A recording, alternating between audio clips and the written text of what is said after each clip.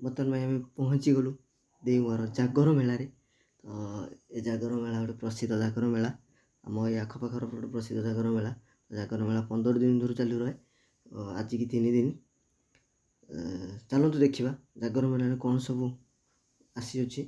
ଆମେ ପ୍ରଥମେ ବିଗ୍ ବଜାର ଗଳି ଦେଇ ଯିବା। ତ ବିଗ୍ ବଜାର ଗଳି ଦେଖୁଥିବେ, ବିଗ୍ ବଜାର ଗଳି ପ୍ରଥମ ଗଳି। କ'ଣ କ'ଣ ଆସିଅଛି ସବୁ ଦେଖିଯିବା ନିଶ୍ଚିତ ଭାବରେ।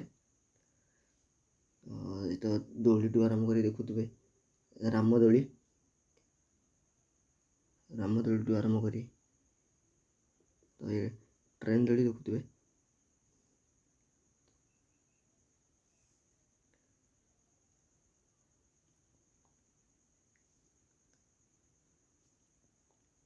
ତ ଦେଖୁଥିବେ କି ଆମର କେତେ ବଡ଼ ଗଳି, ତ ବଡ଼ ଗଳି।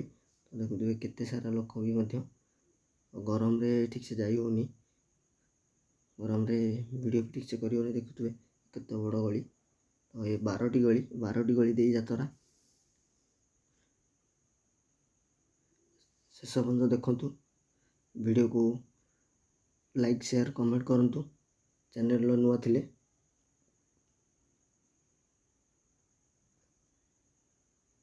ମୁଁ ଆଶା କରୁଛି ଆପଣମାନେ ଶେଷ ପର୍ଯ୍ୟନ୍ତ ହିଁ ଦେଖିବେ, ବହୁତ ସାରା ମନୋରଞ୍ଜନ କରିବେ, ଏଣ୍ଟରଟେନମେଣ୍ଟ କରିବେ।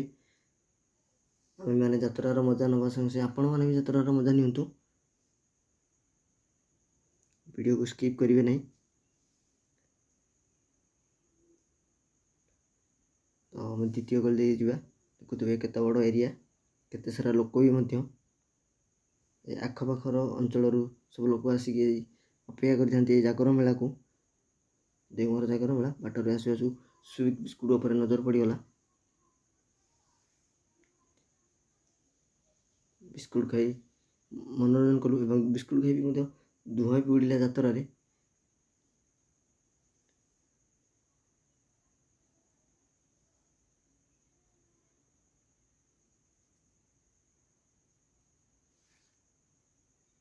ଦେଖୁଥିବେ ମନୋରଞ୍ଜନ କରିବା ସଙ୍ଗେ ସଙ୍ଗେ ଆପଣମାନେ ବି ମନୋରଞ୍ଜନ କରନ୍ତୁ।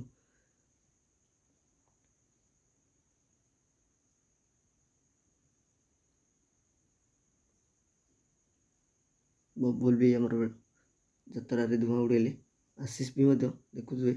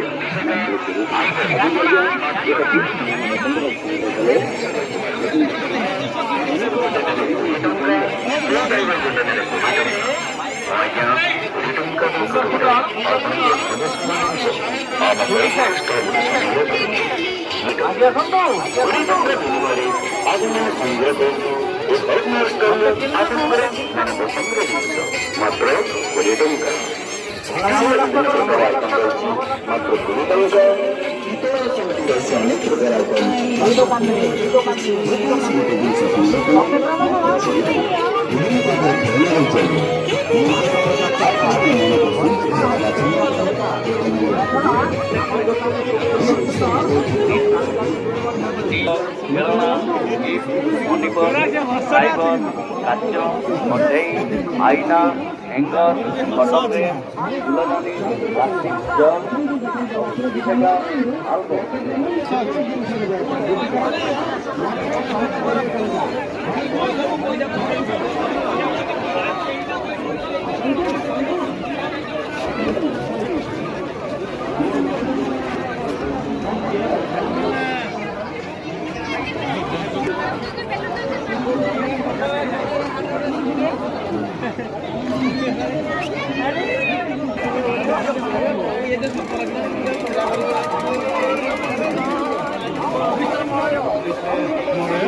ଇତିହାସ ରଖିବ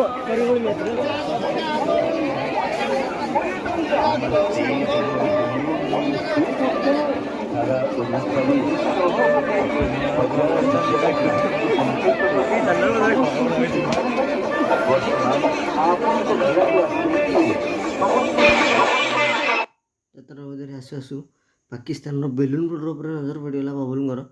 ବବୁଲ AK-47 ଧରି ପାକିସ୍ତାନର ବେଲୁନ ବୋର୍ଡକୁ ବ୍ଲାଷ୍ଟ କରିଗଲେ। ଦେଖୁଥିବେ କିଭଳି ଭାବରେ AK-47 ଧରିକି ଗୁଳି ଫାୟାର କରିଛନ୍ତି।